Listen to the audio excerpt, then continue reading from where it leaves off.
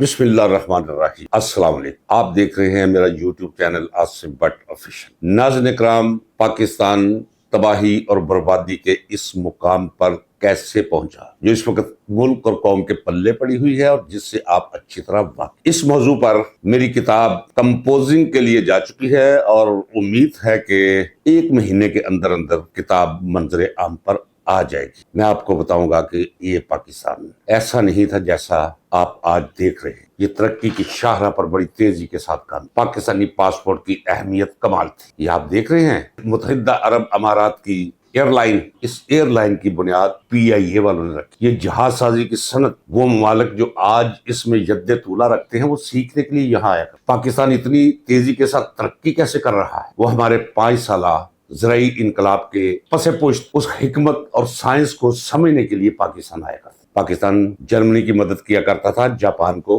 قرض دیا کرتا تھا۔ یہ پاکستان ایسا نہیں۔ اس کتاب کے اندر میں نے ثابت کیا ہے کہ اس ملک کے وجود میں آتے ہی فوج نے اپنا منفی کردار ادا کرنا شروع کر دیا تھا۔ وہ تو آپ کتاب پڑھیں گے یا میں وقتاً فوقتاً اس کے کچھ پہلو آپ کے سامنے پیش کرتا رہوں گا۔ لیاقت علی خان کو ریڈیو پر آ کر کہنا پڑا قومی نشریاتی پروگرام میں۔ وزیر اعظم لیاقت علی خان وہ قوم کو مبارکباد دے رہے ہیں، بہت بڑی مصیبت قوم کے سر سے ٹل گئی ہے، میری حکومت کا تختہ الٹنا چاہتے تھے لیکن وہ ناکام رہے، یعنی فوج۔ میں یہ ثابت کروں گا کہ اس ملک کی تباہی اور بربادی کے پس پشت پاکستانی فوج کا بہت اہم حصہ ہے۔ فوجی ادوار میں ہی سیاستدانوں کو کرپٹ کیا گیا، دانستہ فوجی حکمرانوں کے دور میں ہی یہ دہشت گردی، اس سے ہم آشنا ہوئے کہ یہ کون سا پہلو ہے۔ آج میں نے آغاز کیوں کیا ہے، کیوں میں نے اپنی کتاب کا ذکر کیا ہے جو مارکیٹ میں آ رہی؟ سچ نہیں چھپانا چاہیے، سچ بولنا چاہیے۔ یہ صدقہ جاریہ ہے، اس سے قوم کو شعور ملتا ہے، آنے والی نسلوں کو شعور ملے گا۔ آغاز میں نے اس لیے کیا ہے کہ آج PMA کاکول میں نئے کیڈٹس کی پاسنگ آؤٹ پریڈ تھی، جہاں ہمارے آرمی چیف جنرل ناصر منیر مہمان خصوصی تھے۔ وہ کیڈٹس جو اب آرمی میں اپنا عملی کردار ادا کرنے کے لیے جا رہے ہیں، اس سے پہلے وہ حلف لیتے ہیں۔ وہ ذرا حلف سنیے جو آج لیا ہے، اور جو تمام جنرلز 1947 سے لیتے چلے آ رہے ہیں، وہ حلف ذرا سن لیجیے گا۔ اس وقت بھی حلف یہی تھا جب پاکستان کی افواج کا سربراہ ایک انگریز تھا، ایک کرسچن تھا، ایک غیر ملکی تھا۔ حلف یہی تھا۔ اس وقت بھی اس حلف کی پاسداری نہیں کی گئی۔ یہ جب کشمیر کے اندر دار اندازی کی گئی، پاکستان بنتے ہی، تو سربراہ مملکت کو کوئی پتہ نہیں۔ حلف سنیے، پھر اس کا میں تجزیہ کرتا ہوں، اور اسے پس منظر میں رکھ کر میں ذرا پاکستانی پالیٹکس اور پاکستانی جنرلز کے کردار پر کچھ روشنی ڈالوں گا۔ یہ میرا فرض ہے، اگر میرا کہنا فرض ہے تو سننا بھی آپ کی ذمہ داری ہے۔ ناظرین اکرام، حلف سنیے جو کوئی بھی فوجی افسر پہلا قدم فوج کے اندر اٹھانے سے پہلے یہ حلف، میں نام لے کر صدق کے دل سے اللہ کو حاضر ناظر جان کر حلف اٹھاتا ہوں کہ میں خلوص سے نیت سے پاکستان کا حامی اور وفادار رہوں گا۔ اس میں مجھے کوئی کلام نہیں، کیونکہ نیتوں کا حال اللہ جانتا ہے، اور اگر کوئی پاکستان کا حامی نہیں بھی رہا تو ایکسیپشنل کیس ہو سکتا ہے، اور ہوتا رہا ہے، اس سے کوئی فرق نہیں پڑتا۔ یہاں تک میرا کوئی کلام نہیں حلف نامے میں پاکستان کے آئین کی حمایت کروں گا۔ یہاں مجھے حیران ہوں دل کو روؤں کہ پیٹوں جگر کو میں، مقدور ہو تو ساتھ رکھوں نوحہ گر کو میں۔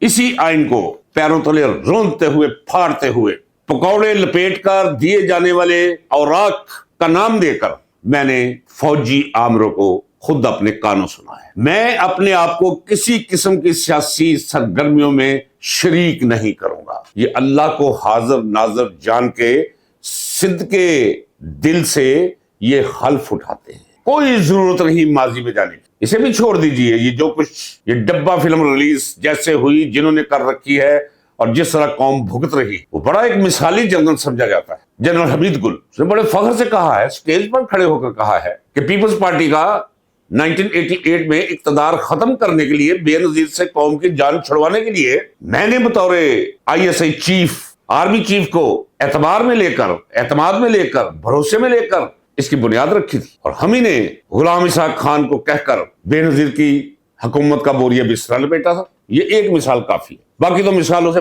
پورے پاکستان کی تاریخ بھری پڑی ہے۔ یحییٰ خان نے کیا کیا، اپنے ہی ایک بھائی بند کا بنایا ہوا جیسا بھی تھا आइन उसे तोड़कर उसे खत्म करके प्रोविजनल कॉन्स्टिट्यूशनल आर्डर पर मुल्क को चलाना शुरू किया और पाकिस्तान तोड़ के रख दिया। मशरकी पाकिस्तान को बांग्लादेश बना दिया। जनरल ज़िया उल हक ने कहा ये है कि आज चंद और आंख है बेवकत से आइन आइन परे करो इस आइन को, मेरा हुक्म आइन है। उसने कहा ये कुरान मेरा आइन है। कभी इस पे भी बात होगी। नाज़रीन इकराम, आप सुनते हैं Islam is complete code of life. Quran करीम में हर शय कायनात की पाई जाती। किसी वक्त इसी कैमरे के सामने बैठकर मैं कुरान करीम पर अपने 30 साला काम का नतीजा आपके सामने रखा। पागल खाने चलते हैं, तसव्वुर कर लीजिए हम पागल खाने चलेंगे और जिनके घर वाले उन्हें सफी, दीवाना, पागल, मजनून समझकर उनके हवाले कर रहे हैं मेंटल हॉस्पिटल या फाउंटेन हाउस चले चलते हैं। किसी पागल से पूछ रहे कि इस मुल्क में ये जो कुछ भी हो रहा है ये कौन करवा रहा है? 100% पागल भी कहेंगे फौज।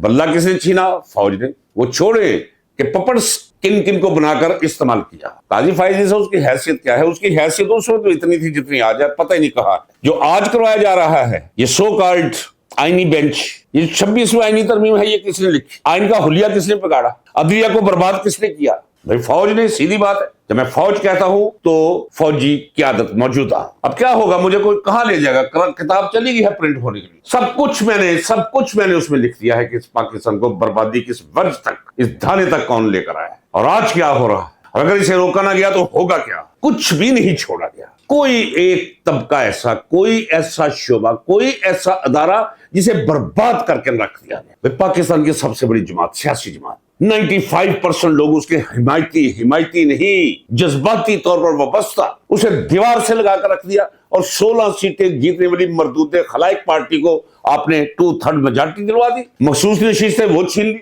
मुख्तलिफ इल्जामत लगा के लोगों को असेंबलियों से निकाला, उसकी जगह अपने लोग ले आए। एजाज चौधरी से सीट छीनी और एक बदतरीन और बदफितरत आदमी, बाजारी किस्म का राना सनाओ से तो डूब मरना चाहिए, उसका थूका हुआ एजाज चौधरी का ये सजदा रेज होकर चाट रहा है। और बेशर्मी की ये इंतहा कि फिर सूट पहनकर टाई लगाकर कैमरे के सामने खड़ा होता है। ऐसे किरदार तश्कील किए, तहलीक दिए, ऐसे ही बद किरदार लोगों को स्क्रीन पर लेकर आया जनरल ज़िया उल हक। आज तक हम इन लोगों को भुगत रहे। चोर, डाकू, भूखे, जिन्हें कभी कोई साइकिल किराए पे मोहल्लेदार नहीं दिया। मेहमान आ जाए, कोका कोला की बोतल को लेने जाए तो इनसे जब तक 5 रुपए अगले सिक्योरिटी के तौर पर रख नहीं लेते थे। इतनी औकात थी इनकी अपने अपने इलाकों में जहां इन्होंने जन्म लिया, उस मोहल्ले और गली में।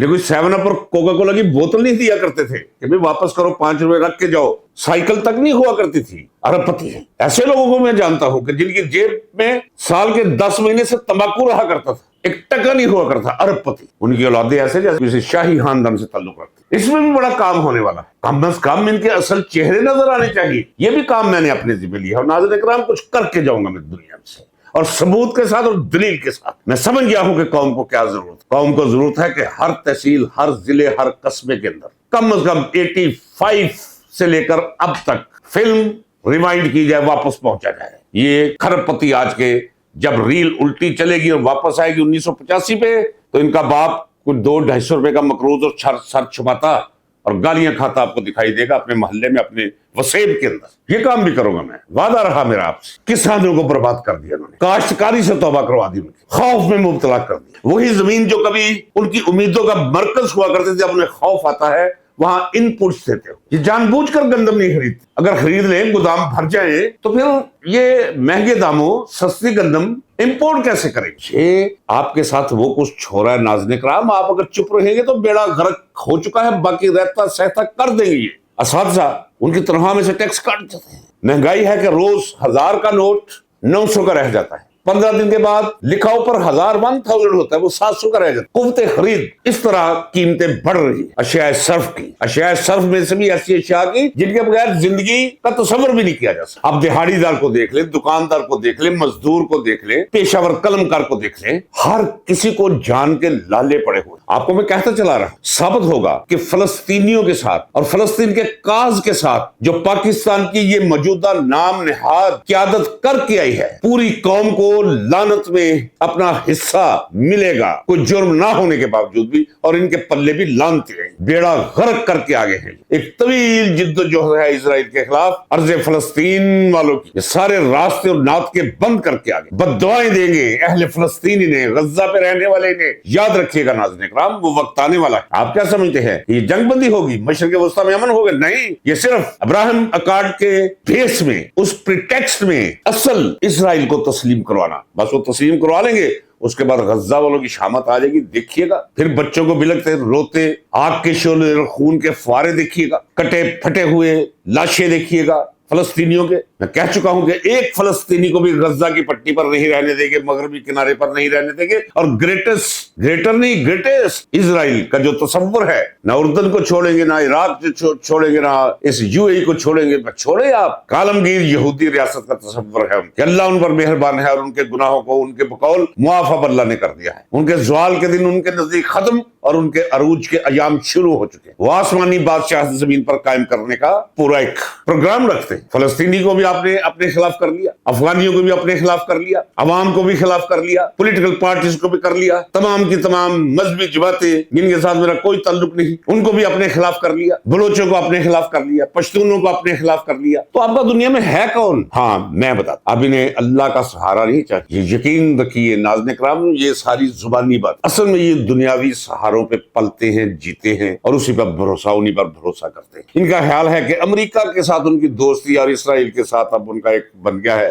گڈ ول دو طرفہ, تو بس ٹھیک ہے, موج ہے. باقی سب کو مخالفت کے خانے میں کھڑا کر لیا ہے. ان کے لیے سفیشینٹ ہے امریکہ اور اسرائیل. اور جو داؤ لگے گا امریکہ اور اسرائیل سے, انہیں یہ الٹے سر گریں گے. ان کا ایک موہرا نہیں بچے گا. ان کا کیا جائے گا؟ جب میں کہتا ہوں ان کا نہیں بچے گا, یعنی پاکستان اس مقام پر آ جائے گا. چین کو آپ نے خلاف کر دیا, بھارت سے پہلے ہی آپ نے وہ ایک فضول قسم کی ایک رکھی ہوئی ہے اپنے وجود کے جواز کے لیے. میں کہتا ہوں صاف کہتا ہوں کہ بھئی میں کشمیری ہوں, پنج کلیان کشمیری. میں نہیں چاہتا کہ جو ہم برداشت کر رہے ہیں ادھر پاکستان میں وہ میرے وہ کشمیری بھائی بھی اس کا حصہ بنے اور ان کو بھی وہ برداشت کرنا پڑے جو ہم برداشت کر رہے ہیں. مجھے کوئی پتہ نہیں کہ اس ولاگ کے بعد میرا مستقبل کیا ہے, لیکن میں سب کچھ سہنے اور برداشت کرنے کے لیے تیار ہوں. مجھے کہتے ہیں دوست, کہتے ہیں یار, کہتے ہیں کہ یار وہ تو جوانی تھی, 27 28 29 30 سال عمر تھی, اب اس عمر پہ تو بندے کو آرام چاہیے ہوتا ہے. مجھے ایسا آرام نہیں چاہیے. ذرا سوچئے, میں کہہ رہا ہوں آپ کے سامنے, کوئی کشمیر میں نہیں چاہیے, ختم کیجئے. کوئی جنگ نہیں ہے ہماری, کوئی نفرت نہیں ہے ہماری,